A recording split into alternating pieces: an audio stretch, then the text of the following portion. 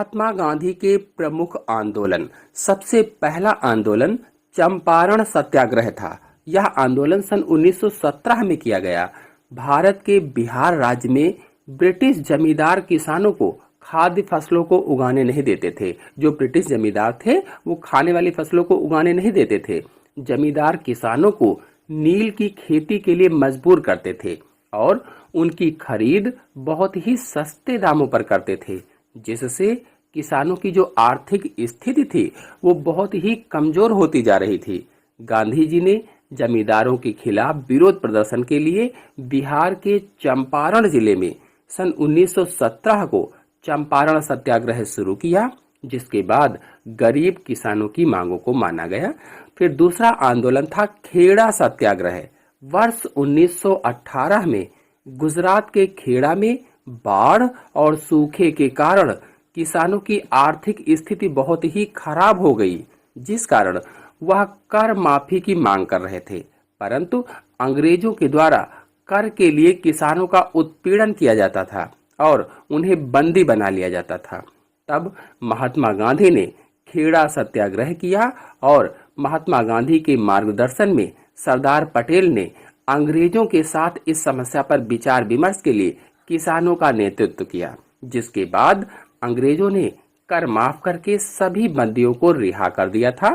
फिर तीसरा आंदोलन था खिलाफत आंदोलन। यह आंदोलन 1920 में छेड़ा गया। खिलाफत आंदोलन एक विश्वव्यापी आंदोलन था। इसका मुख्य कारण तुर्की के खलीफा का प्रभुत्व अंग्रेजों के द्वारा कम करना था। इससे सारे विश्व के मुसलमानों में अंग्रेजों के प्रति रोष था। भारत में खिलाफत का नेतृत्व ऑल इंडिया मुस्लिम कॉन्फ्रेंस द्वारा किया गया था। गांधी जी इस आंदोलन के प्रमुख प्रवक्ता थे। इन्होंने अंग्रेजों द्वारा दिए सम्मान और मेडल को वापस कर दिया, जिससे गांधी जी भारत के सभी समुदायों के लोगों के प्रमुख नेता बन गए। फिर चौथा आंदोलन था असहयोग आंदोलन। सन 1920 में गांधी जी मानते थे कि अंग्रेज भारतीयों के सहयोग से ही अपनी सत्ता भारत में स्थापित कर पाए हैं। यदि हर भारतीय के द्वारा अंग्रेजों का असहयोग किया जाए तो वह देश छोड़कर चले जाएंगे। महात्मा गांधी तथा भारतीय राष्ट्रीय कांग्रेस के नेतृत्व में 1920 में असहयोग आंदोलन चलाया गया। इस आंदोलन ने भारतीय स्वतंत्रता आंदोलन को एक नई दिशा प्रदान की। गांधी जी का मानना था कि ब्रिटिश हाथों से एक उचित न्याय मिलना असंभव है, इसीलिए उन्होंने ब्रिटिश सरकार से राष्ट्र के सहयोग को वापस लेने की योजना बनाई और इस प्रकार असहयोग आंदोलन की शुरुआत की गई। फिर अगला आंदोलन था सविनय अवज्ञा आंदोलन। यह आंदोलन सन 1930 में शुरू किया गया। 1930 में गांधी जी ने सविनय अवज्ञा आंदोलन की शुरुआत की थी। इसका अर्थ था कि बगैर हिंसा किए सरकारी कानूनों को तोड़ना, जिसकी शुरुआत गांधी जी ने नमक कानून का उल्लंघन करके किया। इसीलिए इसे नमक सत्याग्रह भी कहा जाता है। इस आंदोलन के द्वारा भारतीय जनता का ध्यान देश की आजादी को प्राप्त करने के लिए गांधी जी द्वारा मोड़ा गया। बता दें कि महात्मा गांधी ने 12 मार्च 1930 में अहमदाबाद स्थित साबरमती आश्रम से दांडी यात्रा शुरू की और यह दांडी यात्रा कहां से? साबरमती आश्रम से दांडी गांव तक 24 दिनों तक पैदल मार्च यात्रा निकाली गई थी। फिर नेक्स्ट आंदोलन था दलित आंदोलन।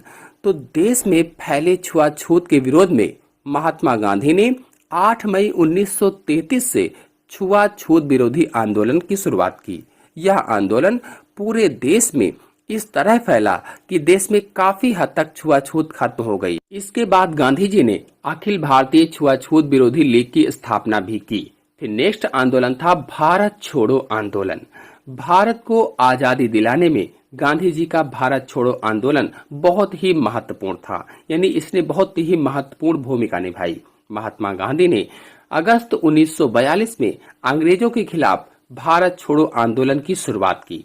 इस आंदोलन के कारण भारत छोड़कर जाने के लिए अंग्रेज को मजबूर किया। इस आंदोलन में गांधी जी ने करो या मरो का नारा दिया, करो या मरो का नारा दिया, जिससे भारत की जनता अंग्रेजों के प्रति बहुत ही आक्रोशित हो गई। इस आंदोलन के कारण ही देश में आजादी की नींव पड़ी और ब्रिटिश गवर्नमेंट ने भारत को आजाद करने का फैसला किया। इस तरह से अंग्रेजों की दास्ता से हमारा देश आजाद हो गया।